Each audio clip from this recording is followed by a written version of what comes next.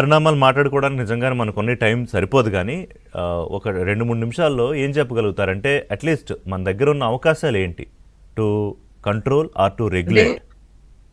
అంటే the response substantially the response should be legal అండి. చట్టపరంగా ఎవరైతే బాధితులు ఉన్నారో వాళ్ళకి రక్షణ కావాలి. అది సినిమా స్టార్లు కావచ్చు, ఇంకెవరైనా కావచ్చు. సామాన్యులు కావచ్చు. అంటే తన భావాన్ని ప్రకటించుకుంటున్నారండి. ఆ వ్యక్తి యొక్క సమాజంలో సెలబ్రిటీ స్టేటస్తో ఏం సంబంధం? ఆ వ్యక్తి ఏదో ఒక ఆలోచన అక్కడ వ్యక్తపరిచారు. ఇది చాలా అద్భుతమైన అవకాశం. నిన్న మొన్నటి వరకు ఎవరికీ లేని అవకాశం ఈ మోడర్న్ టెక్నాలజీ క్రియేట్ చేసింది. ప్రతి ఒక్కళ్ళు తమ ఐడియాస్ని వేరే వాళ్ళ స్క్రూటినీకి సబ్మిట్ చేసుకోవటం. రెస్పాన్స్ సివిలైజ్డ్గా ఉంటే అభ్యంతరాలు ఏముంటాయండి? నేను సోషల్ మీడియా విషయాలు ఒక 3 నెలల క్రితం I did some study because ఆస్ట్రేలియాలో చట్టం వస్తుంది అని. నా విషయమే చూసుకుంటే ఒక 6.5 కోట్ల మంది నా వీడియోస్ యూట్యూబ్లో చూశారండి.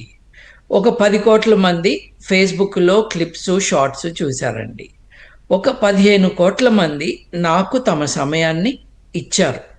నేనేమంటున్నానో వింటున్నారు. దానికి ఎన్ని కామెంట్స్ ఉంటాయో మీరు ఆలోచించుకోవచ్చు. ఒక్కో వీడియో కింద 2000, 3000, 500. వాళ్ళందరూ ఎలా స్పందించాలన్నది నేను నిర్దేశించను. నా భావాలని విన్నారు. విన్న తర్వాత వాళ్ళు కొంతమంది అయినా ఆలోచిస్తారు కదా అన్నది నా ధీమా.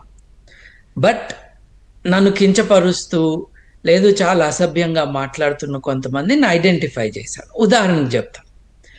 ఒకడు రిపీటెడ్గా నువ్వు ఆడనా మొగనా అని నన్ను అడుగుతున్నాడండి. అయితే నేనేం చేశాను, వీడి ప్రొఫైల్ చూస్తే వీడికి ఒక భార్య ఉంది. ఆ భార్యకి అది పంపించాను. నీ భర్త వేరే మగవాళ్ళని నువ్వు మగవాడివా కాదా అని అడుగుతున్నా, నీ భర్త సంగతి నువ్వు తేల్చుకో అని. టక్కుమన్నాడు, అకౌంట్ క్లోజ్ అయిపోయింది.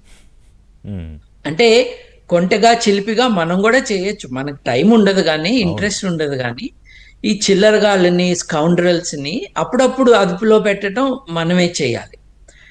బూతులు రాస్తేనో కించపరిస్తేనో నేరానికి వాళ్ళు వెళ్తుంటే వాళ్ళతో మనకు సంబంధం లేదు. ఆట పట్టిస్తూ కబుర్లు చెప్పుకుంటూ కూడా చేయొచ్చు. I don't have a problem with that. ఆస్ట్రేలియాలో ఎందుకంటే ఇదంతా నేను ఎందుకు చూశానంటే, ఆస్ట్రేలియాలో 16 ఏళ్ల వయసు కంటే తక్కువ ఉన్న వాళ్ళు ఎవరైనా కూడా ఫేస్బుక్ కానీ, ఇన్స్టాగ్రామ్ కానీ, ఎక్స్ అంటే ట్విట్టర్ ఇంతకుముందు, వీటిల్లో టిక్టాక్లో కానీ అకౌంట్ ఓపెన్ చేయటానికి ఇల్లేదు. తల్లిదండ్రుల పర్మిషన్తో చేయిస్తాము అనటానికి కూడా ఆ హక్కు పిల్లలకి లేదు. ఇది పిల్లలకి వ్యతిరేకంగా తెచ్చిన చట్టం కాదు, పిల్లల కోసం తెచ్చిన చట్టం. పిల్లల యొక్క మానసిక ఆరోగ్యాన్ని, ఎందుకంటే ఇప్పుడు మీరేంటి ఈ సబ్జెక్ట్ ఎందుకు తీసుకున్నారు?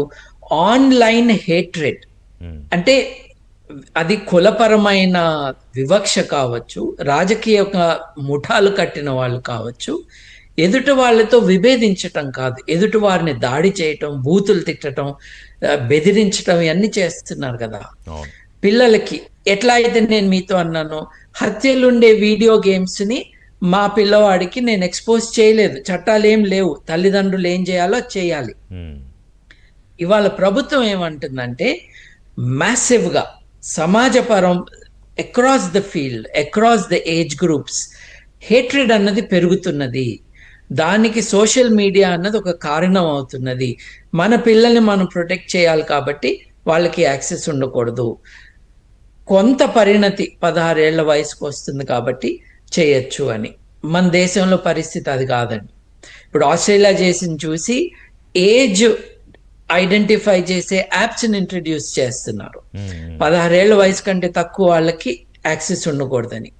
మన దేశంలో మీరు చెప్పిన అన్ని విషయాలు కలిసిపోయినాయండి. సినిమా స్టార్లు, అరే నీ జీవితంలో పెద్ద హీరోవి నువ్వు, తెర మీద కనిపించే నువ్వెప్పుడు కలవని మనిషి నీకు హీరో ఎట్లా అవుతాడు? వాళ్ళు నటులు, కానీ వాళ్ళకి పాలాభిషేకాల దగ్గర నుండి వాళ్ళనే డిఫెండ్ చేయటానికి హద్దులు దాటిపోయి పోరాడుతున్న ఈ సైన్యాలు, బూత్ సైన్యాలు. నీ జీవితంలో ఎవరు ముఖ్యం? నీకు నువ్వు కదా ముఖ్యం. వేరే వాళ్ళు కాదు. ఈ పారాసోషల్ బిహేవియర్ ఏదైతే ఉందో, Yes. మనకు పరిచయం లేని వాళ్ళు, మనకి తెలియని వాళ్ళు, మనతో డైరెక్ట్ ఇంటరాక్షన్ లేని వాళ్ళ కోసం నేను ప్రాణాలైనా ఇస్తాను అని మాట్లాడేవాళ్ళు. ఏ రాజకీయ నాయకుడికైనా నేను వారి కోసం నా ప్రాణాలు ఇస్తా అన్న మానసిక రోగులు ఇవాళ ఉన్నారు చూడండి. ఒక మనిషి కోసం నేను ప్రాణం ఇస్తాను అనేవాళ్ళు, వీళ్ళందరికీ సహాయం కావాలి. Exactly, they need help. ఇప్పుడు అబ్సల్యూట్లీ వాళ్ళని దెబ్బలాట తిట్టడం కాదు, ఇది రోగం.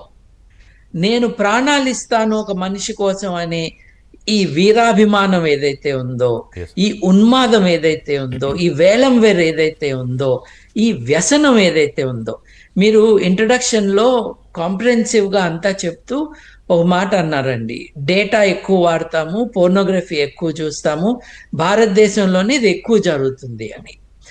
ఇదే డేటాని హెల్దీ పర్స్యూట్స్ కూడా వాడుకోవచ్చు కదా.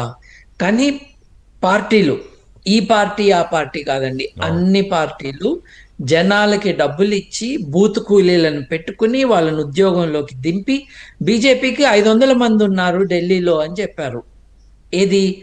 ఎంప్లాయీస్. రైట్. వాళ్ళ పని ఏంటంటే సోషల్ మీడియా డిస్కోర్స్ ని నాన్ డెమోక్రాటిక్ గా చేయటం. మనకి ఇంపార్టెంట్ థింగ్ ఏంటంటేనండి, ఉంబెర్తో ఎకో అని చాలా గొప్ప రైటర్, నోబెల్ లారెట్ లెవెల్ ఆయన ఏమన్నాడంటే, social media is the invasion of the idiots అన్నాడు. ఎందుకంటే ఇప్పుడు మీ ఛానల్లోకి ఎవరైనా వచ్చి మాట్లాడితే మీరు అక్కడ మోడరేటర్ గా ఉన్నారండి, నేను నోరు జారి మాట్లాడినా, నేను హద్దులు మీరు మాట్లాడినా, మీరు నన్ను ఛానల్లోంచి కట్టన్నా చేయొచ్చు, నన్ను ఆపచ్చు, లేదు నువ్వు అంటుంది కరెక్ట్, ప్లీజ్ స్టాప్ అని అడగచ్చు. ఎగ్జాక్ట్లీ. అంటే నేను I'm submitting myself to the authority of an editor. ఆ వ్యక్తి, ఆ host, they are controlling. Social మీడియాలో లేదు. నేను అందుకే అంటున్నాను, ఇది యాంటీ సోషల్ మీడియా కాబట్టి ఎట్లా అయితే హద్దులు మీరి ఎక్కువ ఆల్కహాల్ తాగుతున్నారు అనుకోండి, ఇంట్లో కుటుంబ సభ్యులందరూ నాన్ననో అమ్మనో హెచ్చరిస్తారు కదా, వద్దు నాన్న, వద్దు అమ్మ, వద్దు తమ్ముడో అక్కో చెల్లో. అట్లా మనకి ఫ్యామిలీ మెకానిజమ్స్ ఏమున్నాయి. ఇది చాలా మంచి ఎగ్జాంపుల్ చెప్పారు మీరు. Actually I wanted to continue more, కానీ టైం లిమిటేషన్స్ వల్ల I need to stop you here. Sorry Babu garu. కానీ మీరు చెప్పిన ఎగ్జాంపుల్, ఇప్పుడు ఆల్కహాల్ ఎగ్జాంపుల్ కనుక కుటుంబ సభ్యులు తీసుకుని ఆ సోషల్ మీడియాలో గంటల కొద్దీ ఫోన్ల మీద ఉన్నవాళ్ళు